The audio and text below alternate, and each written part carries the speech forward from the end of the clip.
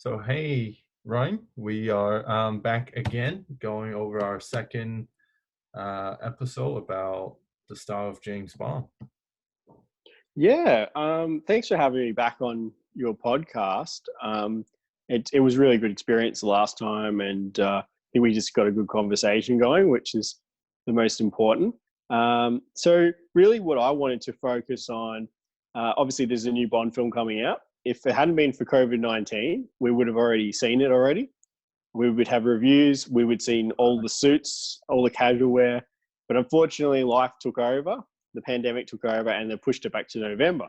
But in saying that, we've seen two trailers already on the new film, and the trailer's actually really good. It looks like it's going to be an amazing film, but for me, the Tom Ford tailoring has really it's gone a whole level up from the last film in terms of how it's fitted on Daniel Craig.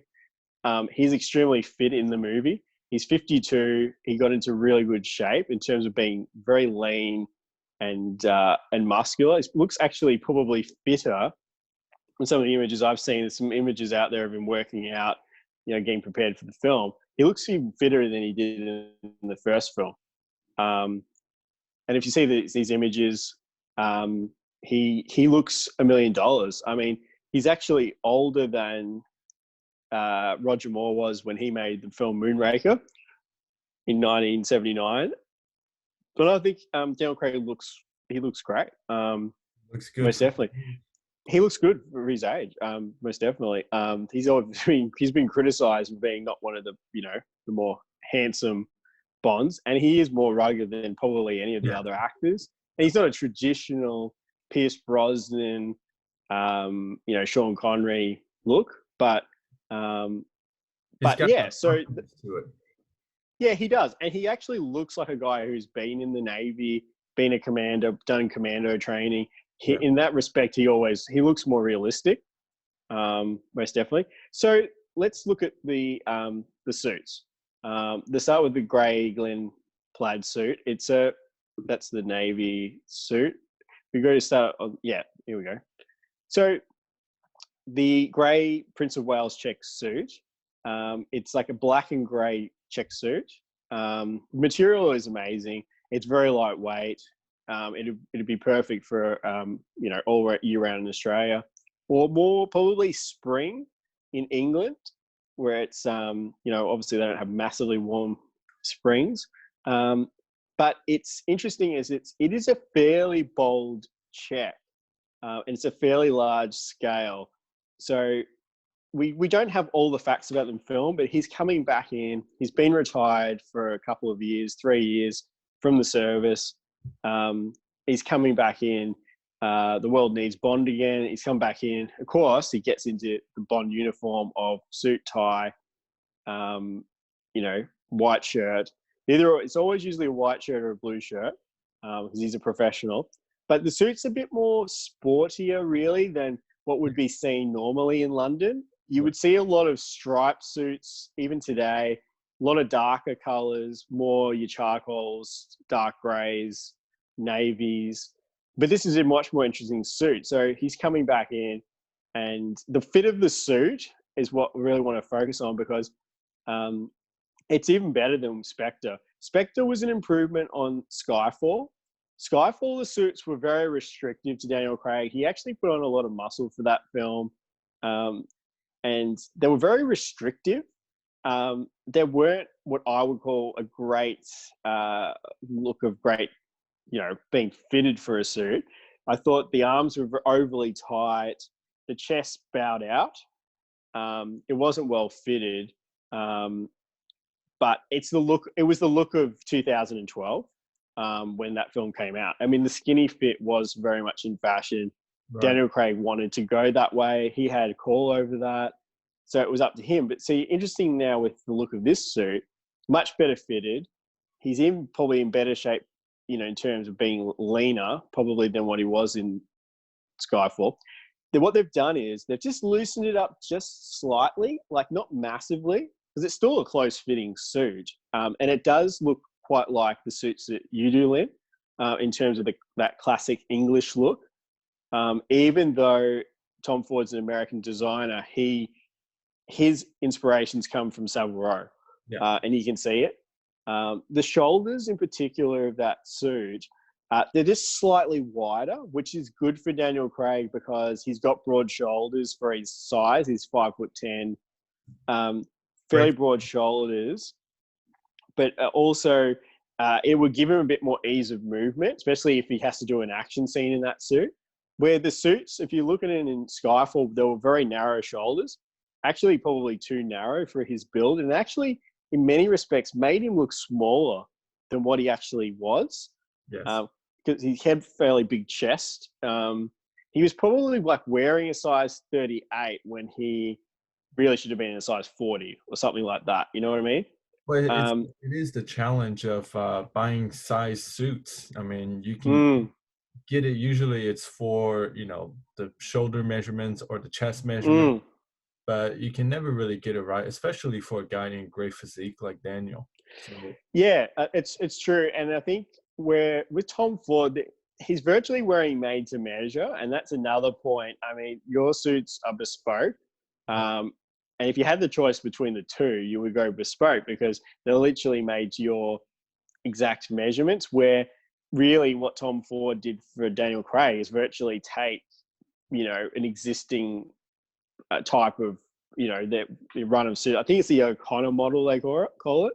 It's mhm, just still the one he's wearing for these main suits, and they just custom fitted it for Daniel Craig, and they can run off 20 of the same suit in his measurements, yeah, and that helps with action scenes and so forth.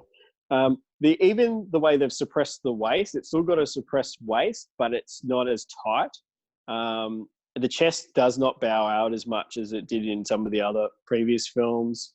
And I do like the fact they brought back the tie clip. He's wearing it probably higher than you'd probably people in the past would want a tie clip, but it shows it off. Looks good. I've got a tie clip that's actually quite similar myself. I do think, though, with the Tom Ford shirts that he wears, if we want to talk about the shirt, I think they always make a mistake with Daniel Craig shirts. They do like these button-down tab collar shirts. He would look so much better with a traditional English spread collar because he's got quite an angular face. In terms of it's actually fairly sharp. The way his chin is and his shaped face, he would look better actually with a wider collar. I don't know why they've never done that because it's Sean Connery wore a wider collar when he was Bond, and he's got an angular jaw, and it looked really good on him. So I don't know why they do that. I think it's Tom Ford being an American designer. That's sort of the look likes they it. want to go with. Makes Most of sense. his shirts are either button down collar or there's a Like a pin. tab, Yeah, yeah, or a pin, yeah. It's interesting why they've gone for that because in Quantum of Solace in 2008, which is the first film that Tom Ford came in and did the tailoring, which is actually the fit of those suits is absolutely superb. And I think I've showed you. He wore a dark brown. It's like a mohair blend, like basket weave suit. The fit of that suit is probably the closest I've seen to like your suits, Lynn, in terms of it's perfectly fitted, still close fitting, shoulders the right width, the right amount of padding, and just has a very classic look. Even the trousers narrow, straight, yes, but they're narrow most definitely in Quantum of Solace, but not tight as some of Daniel Craig's later trousers were. Were very tight around the thigh to the fact that they were just look like skinny pants. But Quantum of Solace by far is the benchmark for the Craig era. The first film he did, Casino Royale, was where Brioni was still doing the tailoring, and they were quite good too, almost up to that standard. But it was also 2006. You got to take into account styles had changed. right. Styles are different then than they are now. The suits had a lot of shoulder padding, which is a Brioni trademark. They're Italian, but they're a much lighter constructed suit because they're Italian. Where Tom Ford is very representative of a heavy canvas, traditional English look. And so he wears this suit, which is a grey Glen plaid, in more of a higher contrast. I'm wearing my check, which is actually a Prince of Wales check jacket, which I wear a lot for work. This is a really high contrast, even higher contrast than Daniel Craig's check. This works better as a jacket than as a full suit, even though I do have matching pants for it, because they came with it as an option. But in my opinion, this jacket looks better as a jacket. Mhm. The more contrast in the check, the sportier it gets, the more it leans towards being more of a sports jacket, even depending on the material.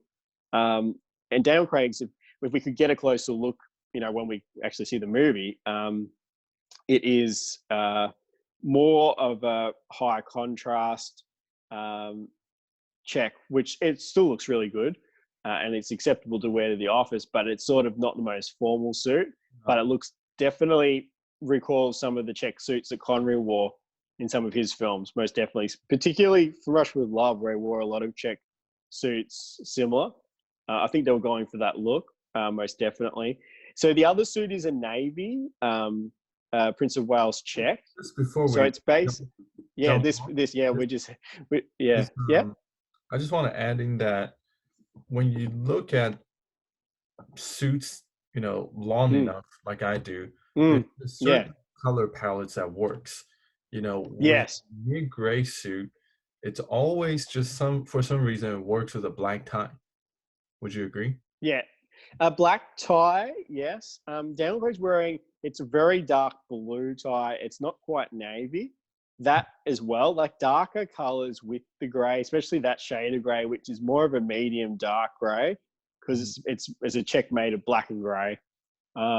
So it just looks better with the contrast. It A seems like a white great shirt.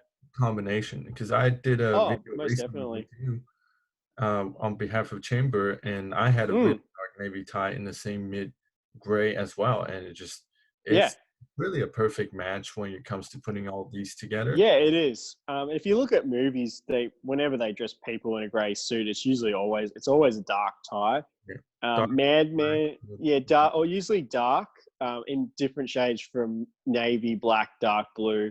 yeah, Um, Very rarely do you ever see them do like a silver tie with a grey suit. yeah. It's Um, visual. It's a yeah, it just doesn't look as strong, especially like I've seen it done in Mad Men on Don Draper, John Hamm, and he's got like black hair and a high contrast between his complexion and his hair color. right. So really, he looks better with like a light grey suit with a solid black tie, which you see him a lot in the series in He that does. sort of contrast. Whenever he went that lighter tie, he just never looked as good. It looked more 1960s, but to me, it didn't suit John Hamm's color, because his hair's pretty much black and he does have a fairly light complexion. Um, And that's so, another one we could mm, probably do at another time. Is just some yeah, styles with Mad Men. Anyways, Mad Men, most definitely. I'm a huge fan of Mad Men and definitely influenced my personal style, trying to adapt that 60s look. But that's, as you said, is another except for the conversation. tie, right? Uh, yeah, so the navy plaid suit, it's virtually the same check as the one we just saw, but it's not. It's more subtle. I've got a suit similar from Peter Jackson I've had for years, and it's a suit I always go back to because it's dark. Dark suits work the best in business, most definitely. And it's a subtle check. So Daniel Craig's check suit, it's made up of like a navy and like a mid blue. This is the research that Matt Spacer from Suits of James Bond, who we were getting these great images from, who does so much work, and he's definitely an expert in different types of tailoring, not just James Bond. So he's deduced it is a navy and mid blue check, Prince of Wales check, but it's more subtle. He wears it's a light blue shirt, and the tie is darker than the last time we saw. It's probably towards navy or a midnight color. midnight blue type color, and it's got a different collar. So that shirt has, and the shirt he's wearing has a point collar, rather than the button down tab collar. I still think that collar doesn't look great on Daniel Craig. I would go with spread. Yeah, spread collar. I mean, you can see his jawline. He's got an angular jaw. It just narrows. He would just look better. I mean, it's always in the end, you're sort of restricted in many ways by what designers want in films. Yeah. And Tom Ford probably leaned towards that type of collar. You see that a lot on stuff they make for other celebrities. But the suit itself is virtually carbon copy of fit. Exactly the same great shoulder line that Tom Ford does. There's less padding in those shoulders in both suits than what Tom Ford has historically done. They're more of a classic straight English shoulder. Those shoulders have got padding, but it's pretty thin, really, in comparison to what they usually do. That's probably going more on current fashion than anything. And again, the shoulders are that touch wider to give Daniel Craig more room. He looks more like well built in these suits. Like it adds to his physique, which is what a suit to do. You don't want it to make you look like smaller than what you actually are. And it's a great look. Really just makes you look blocky as well, and it's just weird. Yeah, it's really interesting about the way it's structured and the fit, and especially shoulder. It's basically carbon in terms of the likeness of what we do as a tailor house, because exactly our is run by the grandson of the third generation. So he's the grandson, and he understands that style and fit is moving towards this trend. And that's kind of, even when I look at the suits my tailor's father does, it's way more like old president suit style compared to what we wear today. Yeah, that's right. And we covered famous presidents who I would call the more stylish presidents, like Kennedy and Reagan, who were, stylish guys anyway. Reagan was a really stylish guy, but the suits were much looser fitting because, number one, that was the fashion of the eras, and number two, they probably preferred it that way. Because when you see, I've seen suits made by like Ronald Reagan's same tailor in Beverly Hills, because he made Charlton Heston's clothes as well. And Charlton Heston's clothes had quite a lot of they had a really fitted waist because he had such a great physique. He probably wanted to show it off with the way the jackets were tailored. So it actually brought him in a bit more. So it's interesting. The same tailor can do slight variations, and it's usually dependent, I'm sure you would agree, it's dependent on, it's dependent really on, the client's, preferences. It's the same way the established Savile Row does things, right? There's different tailors that does different tailor house styles. Exactly. You're going for one taste. You let's say if you're a huntsman kind of guy, you like that kind of fit, you go there. Oh wait, lost my camera. Right, here we go. That looks good now. Yeah, there we go. No, if you're going to another tailor house, say let's say if they're more free in terms of their construction, and you're asking for a blocky business suit, they'll probably turn you away and refer you to one. Yeah, they probably will. Yeah, but I really think that the ones that we do in terms of fit is almost in the likeness of the Bond suits, and I think this is what I love to wear, and this is what the market here. I reckon most guys who do want to get definitely. I think most guys will go. It's interesting. They'll go to people like I guess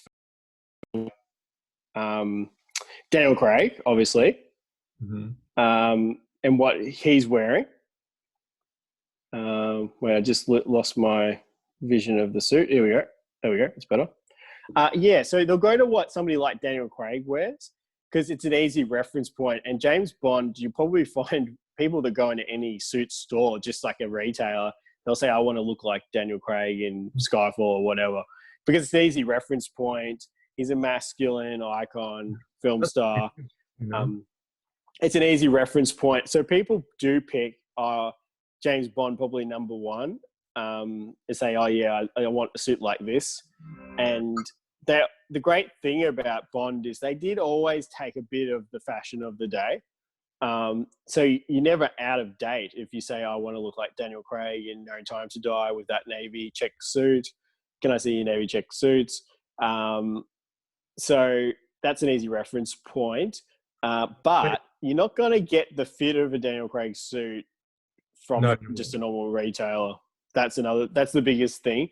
You can get plenty of navy check suits, grey check suits from a lot of retailers, but to get the fit, you'd really have to go, I would say bespoke, minimum made to measure, but bespoke definitely, because you just won't be able to get it replicated exactly. And or you're just taking it off the rack, suit, and you're just altering it a lot, which doesn't always work. Most definitely. Yeah. There's one more suit from that film that we've got vision of on Suits of James Bond that I would like to talk about is the dinner suit. Yes. You're just adding with what you mentioned earlier, right? Yeah. Go for it. Because this is my line of work, and yeah, it is. I mean, yes, you can go to Peter Jackson, you can go to Myers, get the similar style, similar fabric, but really fit is what counts at the end of the day. And from my experience, because I've shopped around the region in terms of suiting before I started my own business, to get the right fit is also another ball game in itself, because like what we about Savile Row, to get a specific fit, you go to a certain tailor house, and just because you go with a made to measure, whether it be online or whether it be somewhere that's remote, let's say Melbourne or here, doesn't necessarily mean that you're going to get the same result. So no, it's very true. And that's where you come in as a bespoke tailor. In terms of trying to source the exact fabrics, it's much easier with a bespoke tailor, access to materials as well, which is a big thing. Because there's a lot of Navy Prince of Wales suits out there. I mean, obviously Peter Jackson make a lot. I've got one that I've had for years, but you're never going to get the exact. You're never going to get the exact, type look of the material, because it's what the colors are made up of. You really need, if you can afford it, you can definitely go bespoke. I mean, we sat down and you gave me the exact fabric that you were looking for. I was able to source it for you from Yorkshire. Yeah. And, next month we're probably going to look at fabrics from VBC and fabrics from Filarte, which are, all Italian owned brands. So in terms of just like having a picture of exactly what you want, your options obviously are going to be more limited with most retailers. Yes. Oh, yeah, be vastly limited. And you saw that was the suit material the suiting was it was a blue Prince of Wales check with an overcheck. So it was basically a mid blue and black check with a light blue overcheck, and it was the same suiting that Daniel Craig wore in the opening of Spectre. And it's a great suit because that terms of that type of fabric, because it's funner looking. It's dark enough, so you're not going to absolutely stand out too much at a business event, but you're going to look a lot bolder and more and different, stylish than your average business person. And that's sort of what I wanted, that flexibility. And I will definitely commission that suit at some point, because number one, I want a suit that's perfectly fitted, because I'm like 5'8", and I always have a trouble. Obviously, you can get pants hemmed, but I do need shorter sleeve length. Right. And I've got quite a small waist in comparison to my chest size. So it's a fairly large, what they call entailing drop between your chest and waist size. Yeah. So I have its trouble. Like, so some suit brands I just like off the rack, I wouldn't be able to wear because they'd just be too baggy around the middle. And they just wouldn't look very good. It's a real disadvantage not to kind of accentuate your waist in a way because it will make you look so much It's better. true. Yeah, yeah, it's true. It gives you like a better shape in Right. silhouette when you're wearing a suit. Because I've got a 38-inch chest, but I've got like virtually a 30-inch waist. Wow. But yeah, and it's really just the way I was born more than anything. Like, I guess I'm probably a similar size and shape. More like my grandfather than my father, really. And I do work out and stuff, so I try to get fit and I watch what I eat. So, but most of it's probably just natural. Sean Connery, who is a really tall man, I would say, because he's nearly 6'3", he's 6'2.5". When he was Bond, he had like something like a 44-inch chest and went down to like, I believe, a 33-inch waist for Whoa. his height. Yeah, that's a huge drop. And really, he must have struggled. I don't think he owned many suits before he became Bond in the early 60s, but he would have really struggled to find anything off the rack that fitted him well. Yeah, so that's for taller men, shorter men, in between men. It's still bespoke, definitely. So what we're seeing is the new dinner suit in No Time to Die. I would say, and Daniel Craig's worn some great dinner suits in his films, even going back to the Brioni dinner suit from Casino Royale. I reckon this is almost the best, in my opinion. Some people will always go back to Skyfall, the midnight blue shawl collar dinner suit, which Tom Ford also did. But I like this one better. It's the Atticus model is what it's based on in their line. The one from Skyfall was an O'Connor model. And so the difference is this has got more, it's got slightly more shoulder padding. The shawl collar is wider. It's like a black shawl collar on a midnight blue material. It'd be, I would deduce, there's probably some mohair and some silk in that material as well as wool. And I just think it just fits in really well. I mean, the shoulder line's great. I think on a dinner suit, a little bit more padding looks more formal, just not overdone. We haven't had a lot of pictures of him like standing full length with it done up, but there's one image floating out there. He was on the cover of Empire magazine not long ago in that dinner suit, and it looked fantastic. I mean, you might be able to find the image possibly. It looks fantastic because I personally like the Atticus model of Tom Ford over the O'Connor. It's sort of the shawl collar dinner suit harkens back to the first dinner suit from Dr. No. There we go. And that's it. It looks fantastic. And I think it's got a lower button stance as well, which I think just looks a bit more elegant. Single button front, like, which is traditional for dinner suits.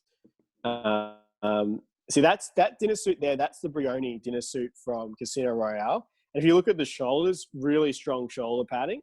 I do like the one from Casino Royale, but it's not. It's probably a little bit dated, in my opinion. This suit is very classic. So if you look, it's just got this nice lower button stance, great padding. The shoulder collar is a good width too on Craig. And it looks very similar to the Dr. No dinner suit. The first dinner suit we see Sean Connery in. He's introduced at the casino in the film. And he famously, the lady asks him, your name, Mr. And he goes, Bond, James Bond. Or as Connery said, Bond, James Bond. Yeah. Sort of with his Scottish accent. That's probably not a great impersonation of Mr. Connery, but that's what it sounded like. But he was wearing an Anthony Sinclair bespoke dinner suit because Bond wore bespoke. Anthony Sinclair, which is still around. It's under the name Mason and Sons. A guy called David Mason took over it in England, and he's picked up a lot of really high-profile clients. I know he makes clothes for Matt Spacer, who runs suits of James Bond, but also Roger Moore, before he passed away, was a patron and had a lot of clothes made by Mason and Sons, which is the new Anthony Sinclair. So it must have been a real coup for them to have one of the previous Bonds become a client. And it's interesting, we're mentioning Roger Moore.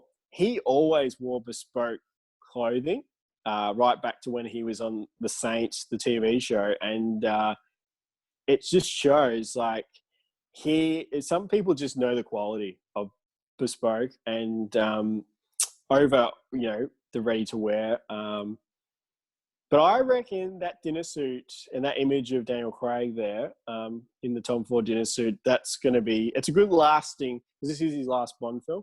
It's a good lasting image, I think.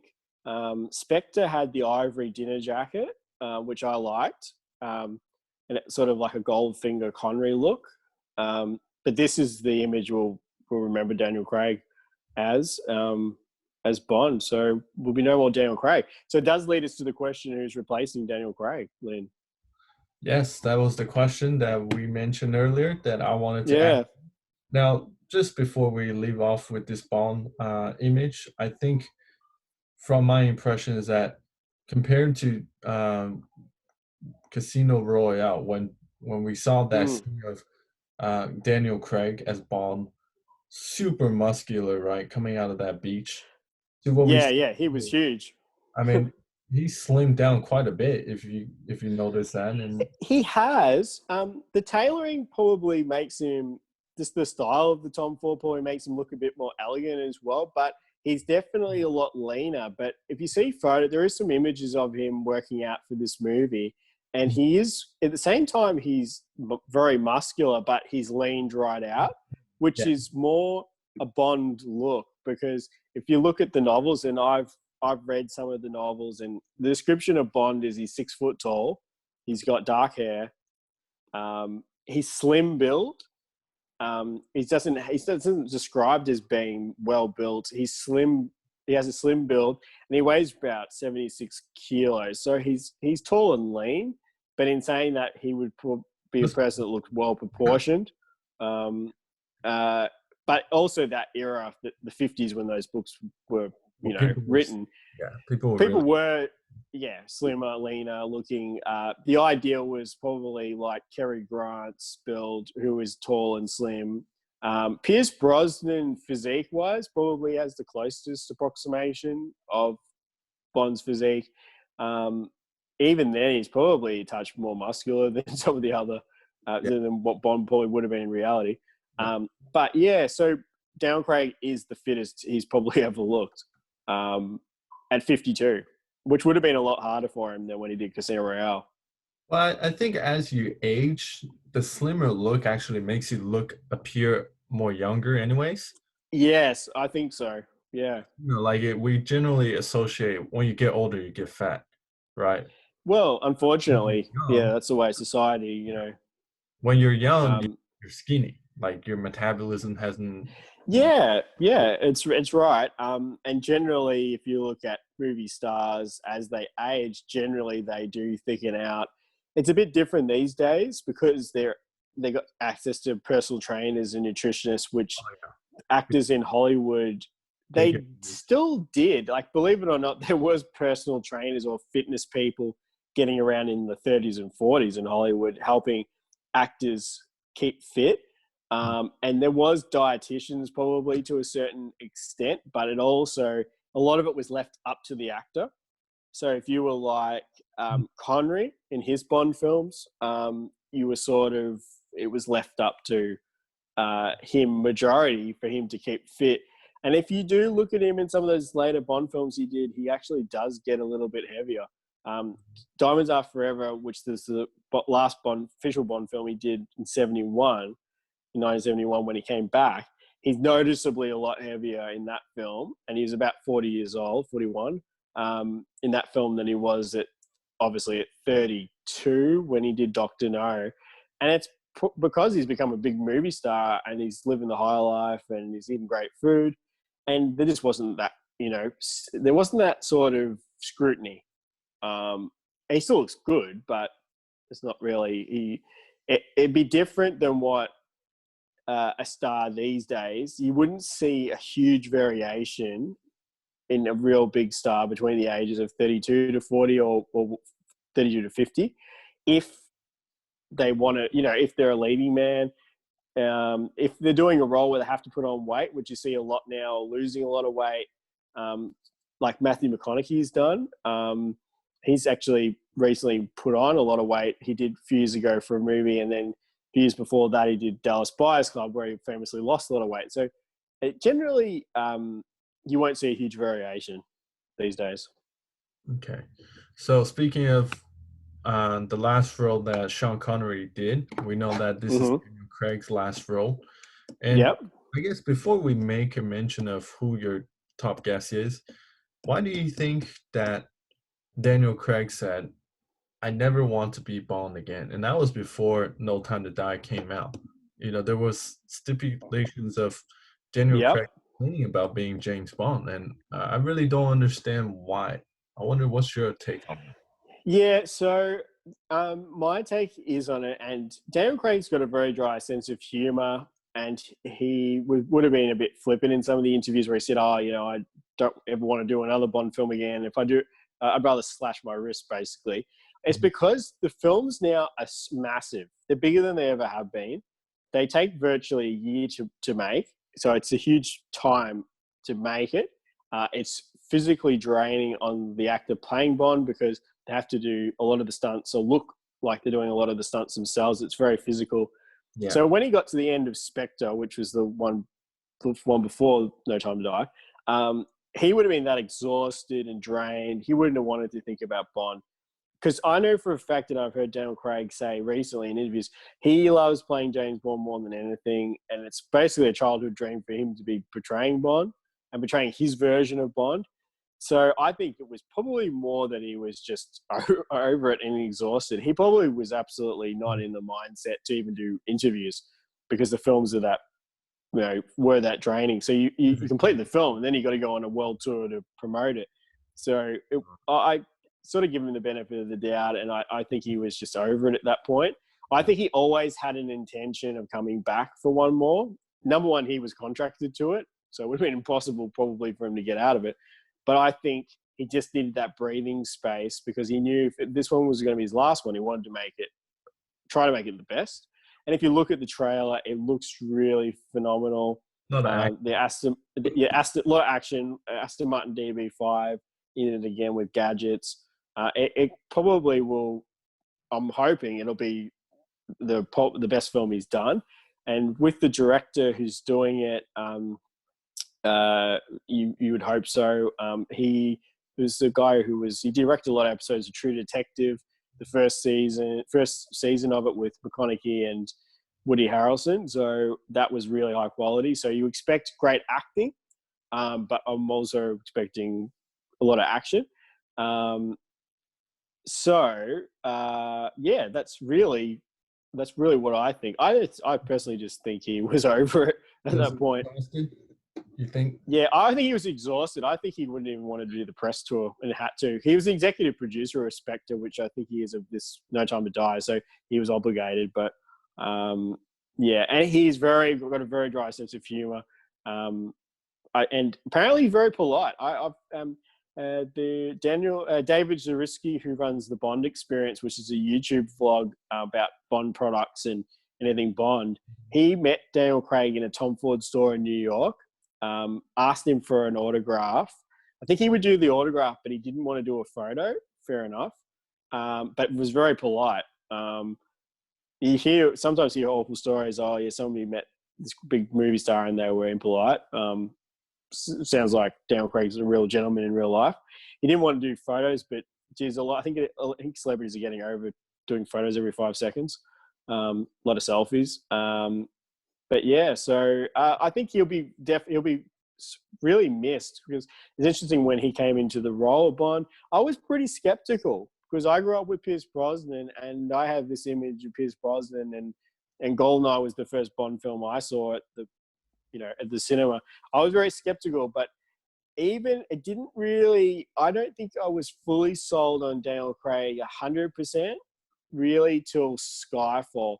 his acting in it and the film itself, I thought brought Bond to another level where it could almost compete as an Oscar movie, which they never really, they were just great films, but they never really were up there.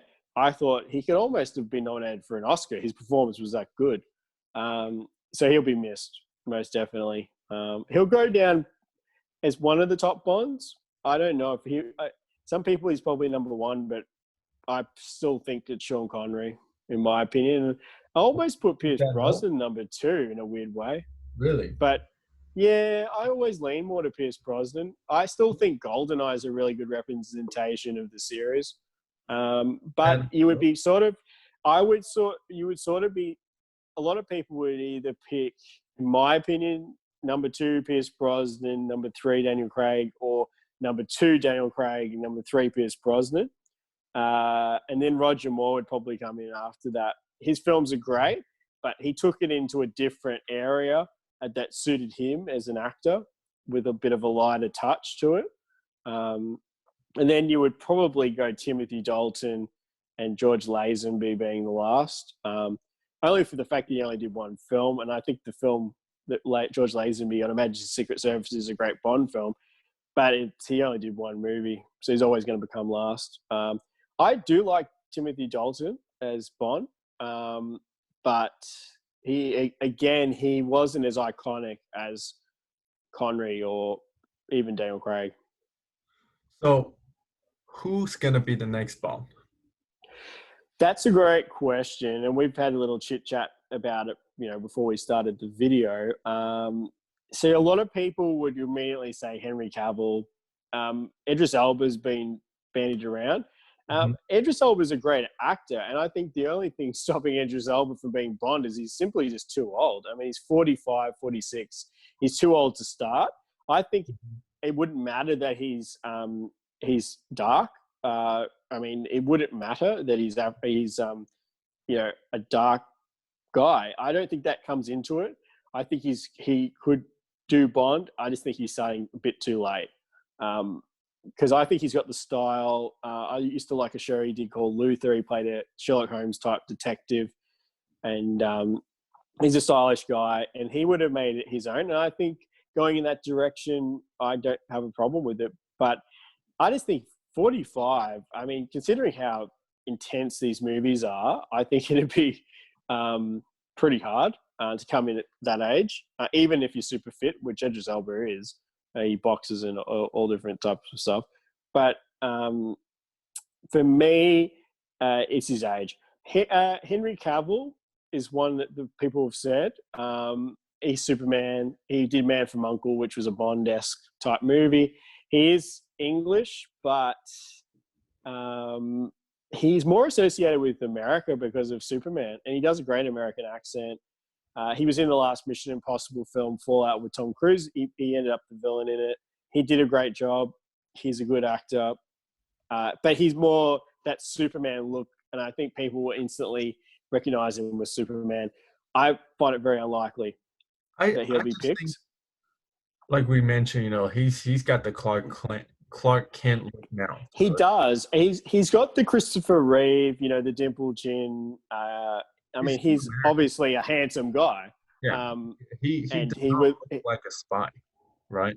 No, and it's interesting what he did with his look in Mission Impossible, because I think people would have been saying, "Oh yeah, you need to change your look somewhat," because number one, you're going to look too much like Tom Cruise, even though he's taller.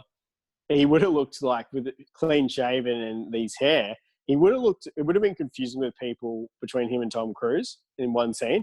So what he did was he drew this terrible mustache. And I think there's some pictures of him he wore his terrible mustache. And it had like a unshaven look as well. So he had like 3 days stubble, but a mustache. And that was a great decision, because he would have looked, people would have been going, "Oh, is that Tom Cruise, or is that," because they do sort of look a bit similar in a way. But so he's obviously, that made him look more run-of-the-mill like real spies do. They don't stand out, and they don't look that stylish. Like, he wore a brown suit in Mission Impossible, and it wasn't a great brown either. It didn't stand out. He wore like a brown sports jacket with chinos in it, and he wasn't trying to stand out, which was a good move as an actor for it served the character well. But to me, as you said, he's Clark Kent, Superman, and they won't pick him. My two choices, I personally think, and there's a lot of names being bandied around, it's either Richard Madden, who did the series The Bodyguard, and he's got the look. He's not hugely tall. I think he's about 5'9". I think he's even a tad shorter than Daniel Craig, so he's borderline average height. But I think he's got the look.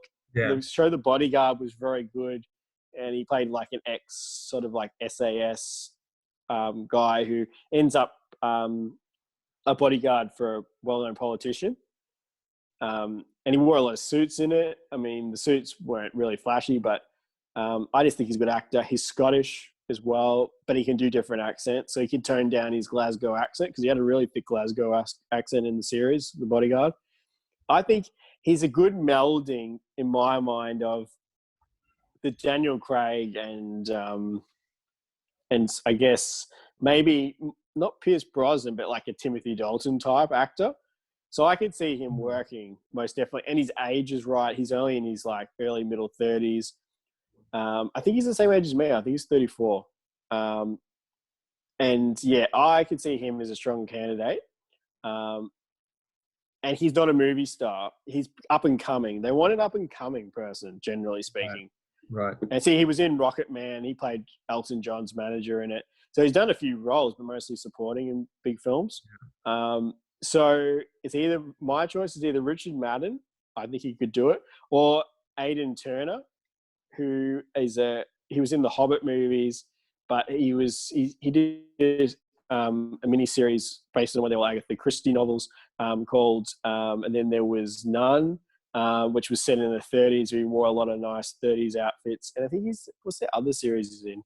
It's like a Scots series. He's an Irish actor, but to me, especially when he's clean shaven and he's got shorter hair, he is it's getting back to that Pierce Brosnan, Connery type look. I would say he's pretty likely, and he's a decent actor as well. These days they want someone who's a decent actor, most definitely. And I mean, pretty much bar Lazenby, they all have been really good actors in their own way. They want a decent actor and they want someone with the look. I think they're going to go someone different looking than Daniel Craig. They'll have dark hair and they'll be reasonably tall. And they'll veer more back to the Connery Brosnan look. That's what I think as the physical, what the physical actor's going to look like. He won't be blonde-haired and he may have blue eyes, but he's going to have dark hair, I would say. I'll be very surprised if it's another blonde-haired actor. I don't think we may not see another blonde-haired actor as Bond, I don't think. Because traditionally he's written as having black hair. And he's supposed to have blue eyes too. That was another thing. Because Ian Fleming basically based James Bond on looking like himself. And Ian Fleming had dark hair, he had blue eyes, and he was 6 feet tall with a slim build. Ian Fleming is Bond, or it's what Ian Fleming wanted to be like. Because he was a naval officer like Bond. He was a commander, same rank. He worked in special services, so sort of planning commando raids behind enemy lines during the Second World War. But he never actually was a physical agent, and that was the difference. He liked the same type of alcohol that Bond drank in terms of spirits and beer, and smoked the same cigarettes as well, custom-made cigarettes. So they were virtually identical, but the fact is James Bond actually was a secret agent. Right. So it's interesting that I actually saw the writer of the Bond series. He was very involved with the Secret Service.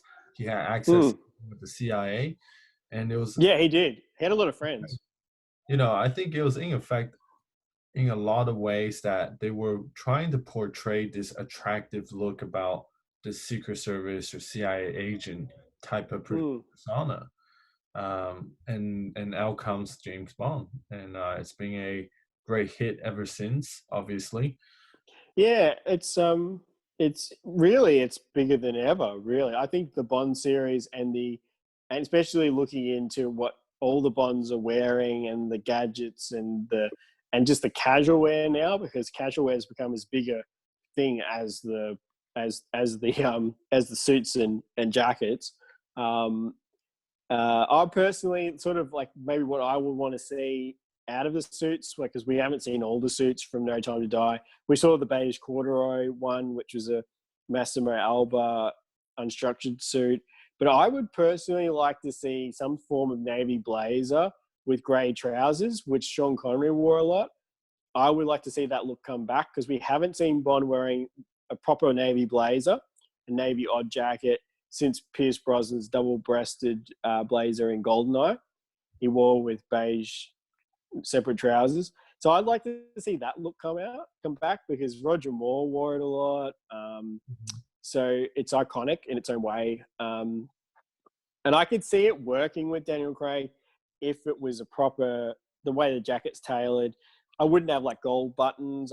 If I went metal buttons, which is traditional for a blazer, I'd go like silver, like a silver or dark grey sort of gunmetal type color that's a bit more subtle, and have patch pockets instead of the regular pockets like Connery jacket had. And I would say like dark grey trousers, but light enough that there's a contrast like Connery. Because he did wear an odd jacket. The odd jacket was crept back into the series Inspector with a light brown linen silk and wool blend, an unstructured jacket from Benello Collini that Craig wore Inspector with chinos. That's the first odd jacket we've seen since Brosnan, and I like to see that look come back in. I mean, the suits are great, but it's more in keeping with the Bond's traditional, outfits as well. And I think odd jackets are becoming more of I think you probably find yourself people asking for like sports jackets and blazers a lot now because they can pair them with other things. So they're becoming more popular again. So I'd like to see that come back in. Maybe with the next one. Yeah, maybe with No Time to Die, we may see a navy blazer. It's not out of the realm of possibility. What it looked like, it might not be Tom Ford. He possibly might use another brand. But whoever takes next after Daniel Craig may bring the blazer back. So yeah, that's sort of what I want to see. Now, Roger Moore said this in 2001. Yep. 9 years ago in an article. They asked him what was his favorite Bond movie, and he answered Casino Royale. Yeah, yeah. So yeah, that doesn't really surprise me, as he was really supportive of Daniel Craig, and he did like a lot of his movies. He thought Daniel Craig was more like a killer SAS type that Bond in reality would be. Right. Yeah, so that's pretty. Yeah, that's Well, yeah, Roger Moore gave a lot of interviews too. He was highly supportive still of the series. Obviously, he made 7 Bond films. It was highly successful. I mean, Roger Moore might not be everybody's cup of tea as Bond because he was more lighthearted in many of the movies, but I still watch a lot of them. And he was one of the best dressed Bonds. A lot of his stuff, even stuff that veered more into 70s fashion, was always classic. And especially his early 80s movies, the suits Douglas Hayward tailored were much more classic and timeless. So he'll go down as one of the best dressed actors, most definitely. But it's great that he was so supportive of Daniel Craig. Yeah. Now, when he was asked who was the best Bond, would you like to take a guess? I've heard him say a few different answers. He may have said Connery. Yes. Yeah. He often gave a couple of different answers. It was either Connery, because obviously he started the role and established it and he's so iconic, or he would say, Daniel Craig. He thought Daniel Craig was great. It's interesting, sort of Pierce Brosnan. who could be a little bit like, he really likes Daniel Craig, and Pierce Brosnan just did a thing for Esquire UK where he watched Goldeneye Yes. and commentated on it. I actually rewatched it and it's great. And he gave some really good insights about the clothes that he wore as Bond, and he actually still has them. He actually still has a lot of the suits. Unfortunately, the ones in Goldeneye don't fit him anymore because he was super slim, and he said they're a bit snug. I would say around the waistline because, fortunately, Brosnan's put on a little bit weight in around the middle. I mean, he's getting older, but he's in his 60s. But yeah, he's been a little bit critical sometimes of some of Craig's films. He wasn't as big a fan of Spectre as some of the other films, and made it sort of widely known. But I think he just wants, at the same time, I think he wants Daniel Craig to be the best that he can be. And I think he was highly critical of himself in the role in some films that he did. Like Die Another Day, the last Brosnan film, was not the best Bond film. I wouldn't say it's the worst, but it's not the best either. It's not a great way to end for Brosnan. Goldeneye is Brosnan's best, and he agrees with that. Obviously, he said it on his commentary. But yeah, I think he's just critical of himself more than anything. Yeah. Well, what Roger Moore mentioned about what he liked about Craig and the new movies from Craig was that the action scenes were really ramped up, and the physicality of, where the level that it was taken was something that he really admired, which makes sense if you do look back at the films to what it is today. It is quite more in terms of action. Yeah, it is action, and just the physical demands on the actor. I mean, it would have been still fairly demanding of Roger Moore, but I mean, obviously he utilized a lot of stuntmen, like a lot of the Bonds did, even Connery did, to a certain extent. I still think, and people will say otherwise, but I still think the best fight scene they've ever done in a Bond film is still from Rush with Love. He has a fight with Red Grant, played by Robert Shaw, who's a Spectre agent on the train in a really confined space.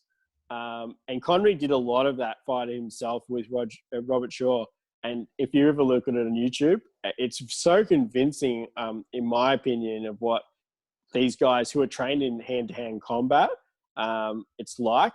It's actually, in my opinion, more realistic than the Bourne movies in a way. I mean, the Bourne movies are great, and I like Matt Damon in those films, but it actually looks more convincing,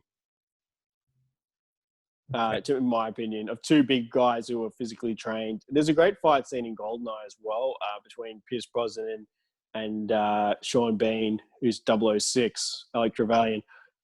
They did a lot of that fight scene themselves, and you can see it in the movie because it was so close, so they couldn't use stunt people. So that's another good fight. But I still think from Rush with Love, the fight scene, definitely really convincing. So closing off, Yep. with regards to the next Bond, I just want to go through a little list and ask you a question. Yep. He's got to be an English star.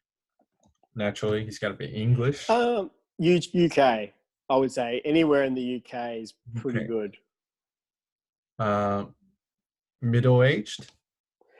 No, I would say ideally between 35 and 40 because he's just starting the role. He'll have more longevity then, and that's sort of what they'll be looking for. They won't be looking for Idris Elba, who's 45, 46. Okay. Now, the last criteria is he has to be relatively unknown in terms of, he hasn't had a large career like a leading role man, Yeah. Tom Cruise. Yeah. Even though he won't be a big Tom Cruise star or even Henry Cavill type star, in my opinion. It'll be like guy who's like up and coming. He's made a few movies, but mostly supporting, and like Richard Madden or Aidan Turner. That's what they're looking for. And Daniel Craig, if you look at Daniel Craig, he hadn't done a huge amount before he was cast as Bond. He the biggest film was he did Layer Cake. Yeah. Which was, we played a drug dealer in it, was sort of a stylish movie. But that was his first real lead. And even then he wasn't massively known. I remember I saw the movie and I thought, yeah, Daniel Craig, this guy, he's a movie star. because he had that Steve McQueen look, in the movie, and stylish clothes. Yeah, that's what they'll be looking for. They'll be looking for somebody on the make rather than Tom Cruise. They want to Mind you, make. Tom Cruise. Well, Tom Cruise is basically got his own Bond series with Mission Impossible now. So Yeah, that's true. So I guess they're looking for making of a new spy action star rather yeah, than they will. existing Yeah, one. So they'll it's want to make their own, like sort of how Matt Damon went from drama actor really to action star with Jason Bourne. It yeah. only takes one movie when done right, and they've seen that. So they could take the right person and make them Bond. It'll be interesting to see who's coming up next. It will be interesting. I'm interested to see how they'll go with the clothes as well, because obviously he's going to have probably a different body type, maybe Yeah. taller than Daniel Craig. So might not be. I mean, might be slightly shorter like Richard Madden, but which probably should still work. But it'd be interesting to see where they'll go with the clothes. And will Tom Ford stay on? I would say might not. Probably not. You may see it go back to Brioni, who still make a lot of clothes for movies and movie stars on the red carpet. So yeah, it'd be interesting. Yeah, I personally like to see them kind of go back to the old, more classic styles because we're in Yeah, a position, I think, where everything's so new that it's good to kind of take back what was classic at one point. I think so. It's just the only thing is it's harder to get Savile Row tailors to make the amount of suits that they need. They need somebody like Tom Ford or Brioni who can make suits en masse with their like huge factories. So that's sort of what they look for. Brioni is probably the strongest bet outside of Tom Ford, even though it's Italian. They've used them before successfully. Pierce Brosnan films all Brioni, and then Daniel Craig and Casino Royale wore Brioni. So it could go back that way, or they may even go. They'd have to go for a British tailor who has that ability to make suits en masse. That'll be a big thing when they select that. Well, with that said, thank you for coming on again, Yeah, Ryan. no problem. We will be discussing probably another topic in time. Yeah, definitely. We'll have to think of another topic. We've got heaps, I'm sure. Well, until the meantime, we're close to everything letting open. Yeah. And, hopefully, all goes well with the chamber and yeah, we've got our new free membership campaign, which is going really well, and we're just trying to support the business community because it's pretty tough going. But I think there's some light at the end of the tunnel, most definitely. We'll hope to see a easing of restrictions and hopefully towards the end of this month. Next month, May. Right. And I heard that a lot of people are already picking up the offer to get involved. Yep. So we've got the helping hands, which I think you've already utilised. Those offers coming through. We've got a lot of them coming through from members helping other members. Great, discounts on services. And then we've got our free membership offer. So we've already had well over 100 people or businesses take up the free offer, getting towards 150. So that's been a huge take up. We expect it to be a lot more as well as it goes along before the end of June. That's great. All right, then. With that said, we'll be Thanks, Lynn. Take care, Ryan. Yeah, you too.